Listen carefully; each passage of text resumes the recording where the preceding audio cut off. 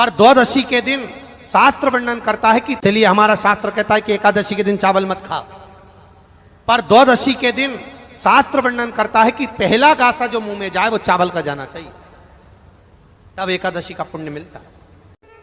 हमारे यहां तुलसी के कुंड का भी विधान है। गोल कुंडा है ऐश्वर्य देगा, चौकोर कुंडा है। आप लोग कई बार देखे होंगे किसी किसी के यहाँ चौकोर तुलसी का क्यारा होता है, कुंडा होता है, वो वंश बढ़ाता है। षडाकृति का है, वो धन देता है, संपदा देता है। दोष हमारा है, हम तुलसी के कुंड के नीचे शंकर जी को रख देते हैं। क्यों? कि यहीं तुलसी जी को पानी चढ़ाएंगे, यहीं शंकर जी को चढ़ा देंगे। दोष है। तुलसी के कुंड के नीचे हम सर्प देव को रख देते हैं, नाग देवता रख देते हैं, पानी चढ़ाएंगे, पात्री रख देते हैं, नहीं, दोष।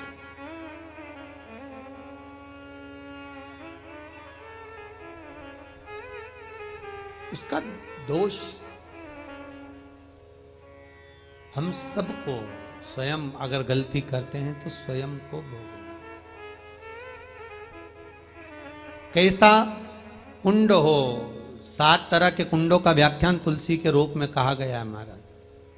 पहला गोल, दूसरा चौकोर, तीसरा षडाकृति, चौथा त्रिवेणी, 3 कोने वाला कुंडा। शास्त्र कहता है जिसके मार्ग घर में टुकड़े हो रहे हों, घर विभाजन की ओर हो रहा हो, तो 3 कोण का कुंडा घर में रखकर पूजा करने पर परिवार एक हो जाता है। 5वां, गार्डन में बिना कुंडे का, बिना कुंड का जो तुलसी का पौधा रोपित होता है, बिना कुंड के एक बगीचा जैसा बो दिया जाता है, तुलसी तुलसी उत्पन्न हो जाती है। महाराज वहां पर संपदा तो रहती है पर चिंता बहुत रहती है, टेंशन बहुत रहता है। क्यों? घर के दरवाजे के बाहर इतनी सारी बगीचे में तुलसा कर दी। कोई निकल कर जा रहा था, उसने थूक दिया, कोई निकल कर जा रहा था, उसने पानी डाल दिया, कोई श्वान ने, कुत्ते ने, किसी ने, बिल्ली ने गंदगी कर दी, उसका दोष आपको लगेगा। इसलिए कुंड के अंदर तुलसा का, तो वो धन तो देगा, जो तुमने बगीचे में तुलसा लगाई है, गार्डन तुलसा का करा, वो धन तो देगा, संपदा भी देगा, पर चिंता को बढ़ा देगा। 5वां,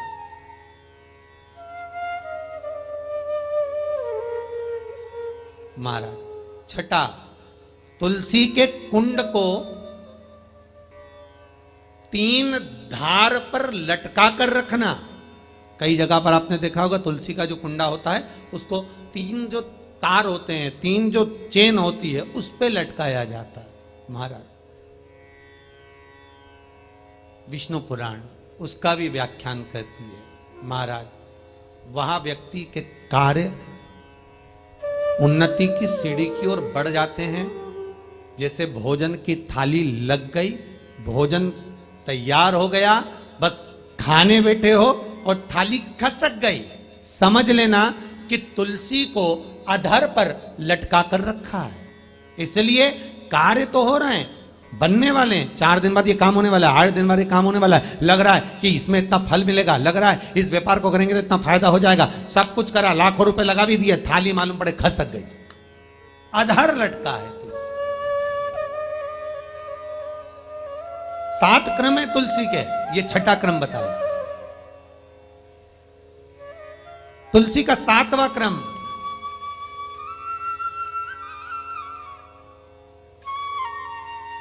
तुलसी का 7वां क्रम है महाराज,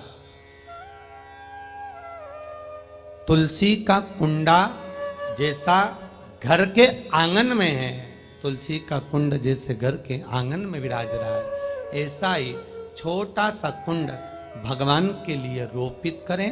प्रतिदिन भगवान की सेवा करते समय तुलसी का कुंड सम्मुख रखकर उसकी आराधना करना, फिर उस कुंड को वापिस बाहर ले जाकर रखना, फिर दूसरे दिन पूजन के समय पर कुंड को लाकर रखना। हम तो यहां तक कहते हैं विष्णु पुराण गर्ग संहिता कल्याण का तुलसी अंग यहां तक वर्णन करता है कि आप पूरे साल ये नहीं कर सकते तो कम से कम कार्तिक के महीने में भगवान के सामने तुलसी का छोटा कुंड, चौकोर वाला, गोल नहीं, चौकोर कुंड लाकर भगवान के सामने रखकर छोटा सा कुंड का पूजन कर कर भगवान के साथ उस कुंड को वापस बाहर विराजमान करें, फिर कल लेकर आए, फिर विराजमान करें। आप पूरे साल नहीं कर सकते तो एक महीना के क्यारे में शंकर का चढ़ा हुआ जल कभी नहीं जाना चाहिए। आप लोग अगर भगवान को थाली में, आपके घर में भगवान हैं बहुत सारे, होते हैं आप लोगों के, सभी लोगों के यहाँ होते हैं बहुत सारे भगवान, ठीक है, गणेश जी भी हैं सबके यहाँ, अरे बोलो तो लड्डू गोपाल भी हैं, फिर देवी देवता भी हैं बहुत सारे, फिर शंकर जी भी हैं, तो सबको एक ही थाली में रख लिया और थाली में रखकर सबने उनको स्नान कराना चालू कर दिया। अब सबको स्नान कराया तो शिव जी को भी कराया, बोलो कराया कि नहीं कराया, थाली के अंदर रखकर। अब तुमने स्नान तो करा दिया, स्नान कराने के बाद वो जल को क्या करा तुम लोगों ने, ले जाकर तुलसी के क्यारे में डाल दिया। तो महाराज जी पहले के समय में क्या कालसर्प दोष, पितृदोष नहीं होता था? बिल्कुल नहीं होता था। पहले के समय में ना कालसर्प दोष होता था ना पितृदोष होता था। क्यों? तो क्या घर में लोगों के शंकर जी नहीं होते थे? होते थे। लोग शिव जी को स्नान कराते थे, पर घर में बगीचा, खलियान, खेत,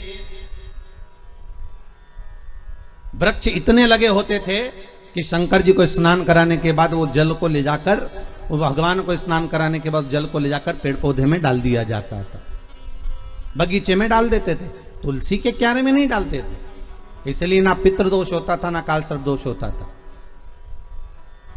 अब दुनिया के लोग भगवान को स्नान करा के ले दे के एक ही पौधा घर में दिखता है, वो तुलसी जी का, बस स्नान कराया और तुलसी जी में ले जाकर डाल दिया। तो तुलसी जी में ले जाकर डाला तो उससे शास्त्र कहता है कि अगर शिव जी का चढ़ा हुआ जल तुलसी के क्यारे में जाएगा तो सर्प के डसने का दोष लग जाएगा, जिसको हिंदू धर्म में काल सर्प दोष कहा गया।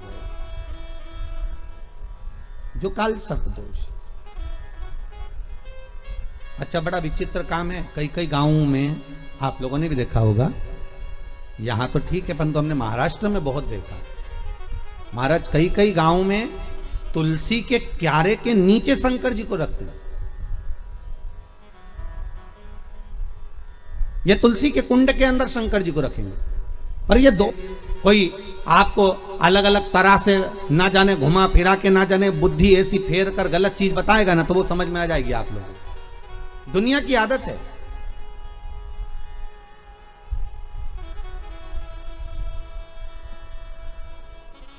अरे जरा सा गलत देखने पर अश्वत्थामा की बुद्धि फिर सकती है। रात्रि के समय पर अश्वत्थामा बैठे हुए थे,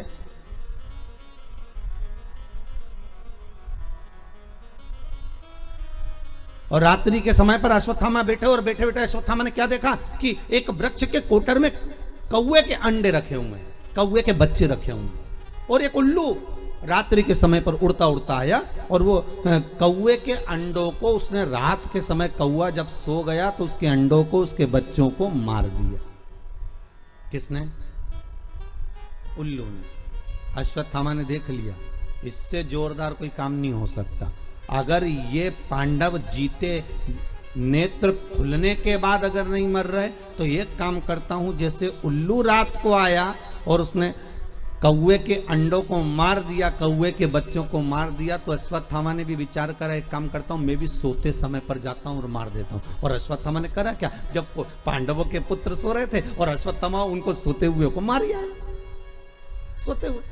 बस केवल रात्रि को एक जरा सा एक लीला देखी और उस बुद्धि में, अश्वत्थामा के उस विवेक में वो समाहित हो गया। गलत चीज लोगों की बुद्धि में तुरंत आ जाती है कि हाँ हाँ उसने ऐसा करा, उसने तुलसी जी के क्यारे में शिवलिंग रखा तो अपन भी रख लो, उसने ऐसा करा तो अपन भी ऐसा कर लो, उसने यूं करा तो अपन भी ऐसा कर लीजिए।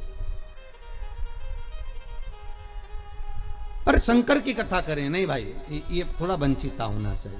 महाराज जो शास्त्र सम्मत हो उसका स्मरण करना चाहिए। पहले के समय में दो दोष नहीं रहते थे, ना पितृदोष रहता था ना काल सर्प दोष रहता था। काल सर्प दोष कब आया? जब आप लोगों ने भगवान का चढ़ा हुआ जल, शिव जी का चढ़ा हुआ जल तुलसी में चढ़ाना प्रारंभ करा, तब काल सर्प दोष आया। और पितृ दोष पहले नहीं होता था। क्यों? क्योंकि लोग घर के मटके में से, घर के हंडे में से, घर के परिंडे में से लोटा भरकर पानी लेकर जाते थे और शंकर को चढ़ाते थे। घर का जो रसोई घर होता था वो बीच केंद्र में होता था, रसोई घर घर के मध्य में होता था। तो वहां से जब पानी लेकर जाते थे, वो परिंडा, मटका, हंडा पितरों का स्थान माना गया है। वहां से जब पानी भरते और ले जाकर शंकर जी को चढ़ाते, तो पूरे घर में से पानी निकलकर जब शिव को चढ़ने के लिए जाता था, तो पूरे घर का वास्तु दोष, पितृदोष समाप्त हो जाता था। अब आज के जमाने में मंदिर कई लोटा उठाकर, मंदिर कई पानी भरकर शंकर जी को चढ़ा देते हैं, तो ना वास्तु दोष समाप्त होता है, ना पितृदोष समाप्त होता है, ना काल सर्प दोष समाप्त होता है। पहले भी कथा में कहा, परसों की कथा में कहा कि लक्ष्मी जी अपने पास का अगर कोई सामग्री शिव जी को चढ़ा देती तो शंकर प्रसन्न हो जाते। पर लक्ष्मी जी ने करा क्या? जल भी लाई तो पार्वती की यहां से लाई। लक्ष्मी जी अगर जल लेकर आ रही है तो पार्वती की यहां से लेकर। आपके पास में जो है आप शंकर को वो समर्पित करो।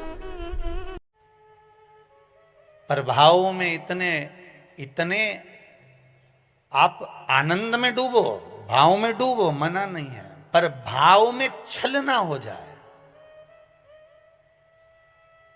भाव में पाप कृत्य ना हो जाए, और भाव में आप पाप कृत्य में ना डूब जाएं, इसका स्मरण रहे। आप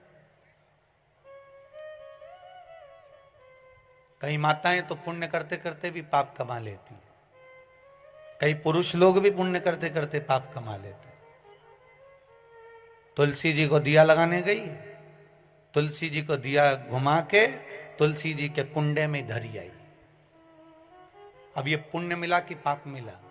जम के बोलते जाओ जरा, पाप मिला, पुण्य नहीं मिला है।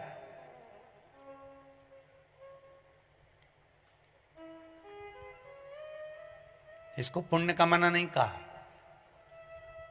जिस तुलसी के क्यारे में तुमने दिया रखा, तुलसी मैया ही मन में सोच रही काहे को आ गई, रोज शाम पड़ आया जाती है, मन को इतना घबरा देती है कि आग लगा के जाएगी।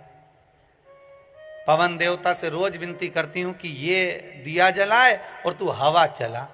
तो तुम जब जब दिया लगाने जाती हो तो इतनी देर से हवा नहीं चलेगी, पर दिया लगाने बैठी कि हवा चली। वो हवा क्यों चले? कि मैया तुलसी भी भगवान से के थोड़ी चला दो, नी जले इसकी माचिस, ये आग लगा के मानेगी। पुण्य कमाने का मन में विचार था, मालूम पड़े पाप कमा कर जा रहे हो तो उसका कोई भाव नहीं है, उसका कोई आनंद नहीं है, उसका कोई लाभ नहीं है महाराज जी हो, उसकी कोई श्रेष्ठता नहीं है। ये कथा आती है बड़ी सुंदर। एक बार माँ जगत जननी जगदम्बा अम्बा माँ पार्वती जी कैलाश पर बैठी थी। भोगड़दानी नहीं थे उस समय पर, भगवान शिव भोगड़दानी उस समय पर वहां नहीं थे। माँ जगत जननी बैठी हुई थी। एक बूढ़ा ब्राह्मण, साधारण सी जिंदगी जीने वाला, बिल्कुल सहजता का जीवन जीने वाला, अपने काम में चलते चलते चलते चलते जा रहा। रोज उसका नियम था भगवान की भक्ति करना, स्मरण करना, जप करना, पाठ करना। शाम का समय था, देख नहीं पाया, ध्यान गया नहीं, और मालूम पड़े कि उसके चरण एक खड्डे में गिर गए और खड्डे में पड़ने से उसका पांव टूट गया, शरीर में चोट लग गई। उसके घर के लोगों ने उसको घर में ले जाकर सुला दिया। बहुत दिन तक वो घर में ही पड़ा रहा। घर में जगत जननी जगदम्बा अम्बा माँ पार्वती जी ने देखा, कब से पड़ा हुआ है ये, कितने दिन से पड़ा हुआ है, शिव जी को इसका ध्यान नहीं है क्या? कई लोग कहते हैं कि भगवान सुनता नहीं है क्या? कई लोग कहते हैं भगवान क्या देखता नहीं है क्या? हम इतना भजन करते हैं और हमारे एक रिश्तेदार हैं वो हमको तकलीफ देते रहते हैं, और इतना फूल रहा फल रहा, हमारे पड़ोसी इतने फल रहे फूल रहे जो भगवान के मंदिर तक नहीं जाते और लोगों को परेशान करके रखा है, उसके बाद भी उसके यहाँ भगवान इतना दिए जा रहा है। क्या भगवान नहीं है क्या? क्या भगवान की आंखें नहीं है क्या? लोग कहते हैं। हम इतना तक तपस्या करें, भजन करें, कीर्तन करें और दुख भी हमें ही आ रहा है। और वो इतना कष्ट देने के बाद दुनिया के लोगों को चूसे जा रहा है, धन लिए जा रहा है।